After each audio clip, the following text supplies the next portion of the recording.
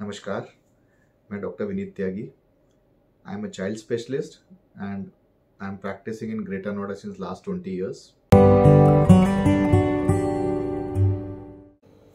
New generation kids, खासकर आजकल जो बच्चे 10 साल से नीचे नीचे हैं, इनको कॉन्स्टिपेशन काफ़ी बहुत कॉमनली देखा जा रहा है।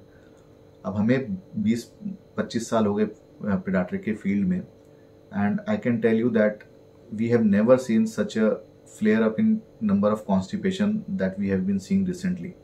पिछले 5-7 साल में 10 साल में कॉन्स्टिपेशन बच्चों में बहुत रैपिडली बढ़ा है।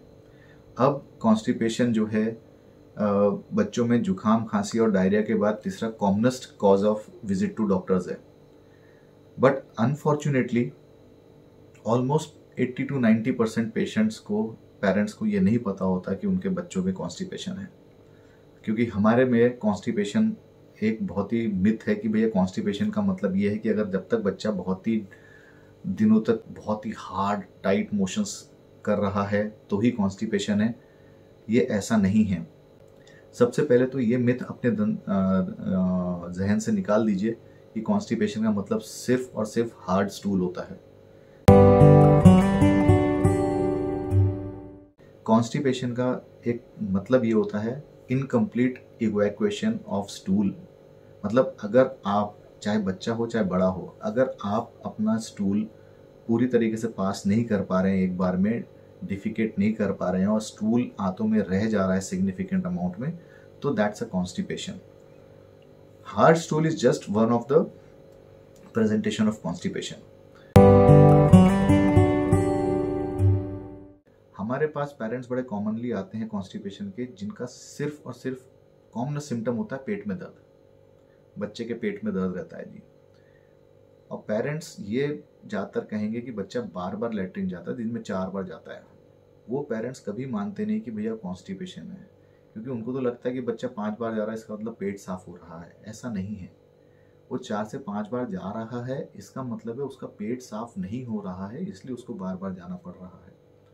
तो कॉन्स्टिपेशन को सिर्फ हार्ड स्टूल और इनफ्रीक्वेंट स्टूलिंग से कंफ्यूज ना करें, ठीक है।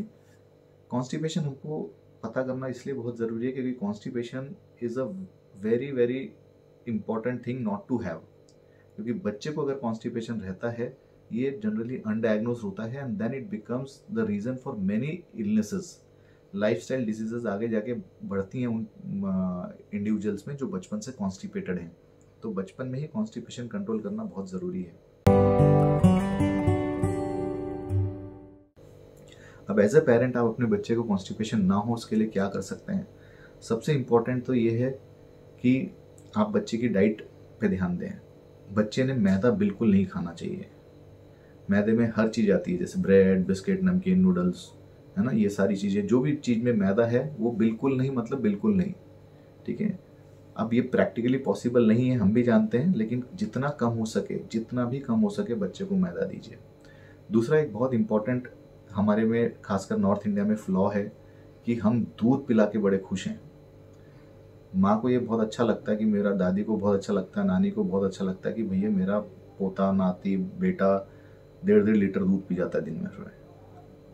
दूध अच्छी चीज़ है, लेकिन अति हर चीज़ की बुरी होती है। कहते हैं ना, माँ के प्यार की भी अति बुरी होगी, वैसे ही दूध की भी अति बुरी है। ऑन एन एवरेज एक ग्रोइंग चाइल्ड को 300, 350, 400 ग्राम से ज़्यादा दिन भर में दूध की ज़रूरत नहीं है। आइडियली तो 250-300 gram is more than enough a glass of milk. उसका दूध से जो मिलना है उतने में मिल जाता है। बाकी चीज़ें बैलेंस न्यूट्रिशन के लिए आपको खाना खिलाना ज़रूरी है, ठीक है। सब कुछ खाए बच्चा, दाल, चावल, रोटी, सब्जी, ठीक है। जब ये बैलेंस डाइट रहेगी तो दूध कम रहेगा। दूध कम होगा तो बेसिकली दूध is a fibre free product. ये नहीं कि दूध बुरा है, लेकिन दूध में फाइबर नहीं होता। अगर आप सिर्फ बच्चे का पेट दूध से ही भरते रहेंगे तो बेसिकली चाइल्ड जो है एक फाइबर फ्री डाइट ले रहा है। और स्टूल फॉर्म करने के लिए पानी इतना ज़रूरी नहीं है, सबसे ज़रूरी है फाइबर। पेरेंट्स ये हमेशा कहते हैं कि हमारा बच्चा तो बहुत पानी पीता, फिर कॉन्स्टिपेशन कैसे हो गया? पानी is secondary thing. The most important thing कि कॉन्स्टिपेशन ना हो इसकी स्टूल में, इंटेस्टाइन्स में स्टूल मूव करे, और वो मूव करने के लिए उसको फाइबर्स चाहिए। Milk is a fibre free product. अगर वो फाइबर फ्री प्रोडक्ट लेता रहेगा तो स्टूल अच्छे से फॉर्म नहीं होंगे और कॉन्स्टिपेशन हो जाएगा। फाइबर होता है खाने में, हाई फाइबर डाइट्स होती हैं जैसे कि भैया दाल चावल, आपके ड्राई फ्रूट्स, पपीता, चीकू, मुनक्का, डेट्स, ये जो चीज़ें हैं ये हाई फाइबर प्रोडक्ट्स होते हैं। आप जितने हाई फाइबर बच्चा खाएगा उतना ही उसको कॉन्स्टिपेशन होने के चांसेस कम रहेंगे। ये एक डाइट के ऊपर हो गया। दूसरा एक इम्पॉर्टेंट एस्पेक्ट होता है कि बच्चे खेलने में बहुत बिजी रहते हैं। उनके लिए स्टूल कर खासकर 1 साल से लेकर 4 साल की एज का बच्चा, उसको पॉटी के लिए जाना is something like wastage of time. So they hold on to their stools. वो रोक लेंगे जब उनको अर्ज हो रहा है स्टूल पास करने का, and they will keep on playing.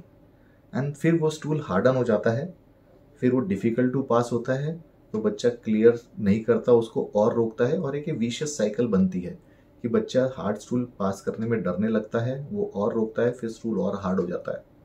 So we need to understand this thing कि हमको बच्चे को टाइमली स्टूल पास करने के लिए मोटिवेट करना है। ठीक है, ये वेट नहीं करना है कि वो खुद ही जाए। अगर वो बहुत आपको लग रहा है कि उसको थोड़ा भी स्टूल हार्ड होने लगते हैं, then make sure that you make a child go for defecation. Pot पे बैठाइए इसको दिन में 2 से 3 बार एटलीस्ट। जबरदस्ती नहीं करनी है, बच्चे को इस चीज़ के लिए फोर्स नहीं करना है। It should always be a baby friendly approach.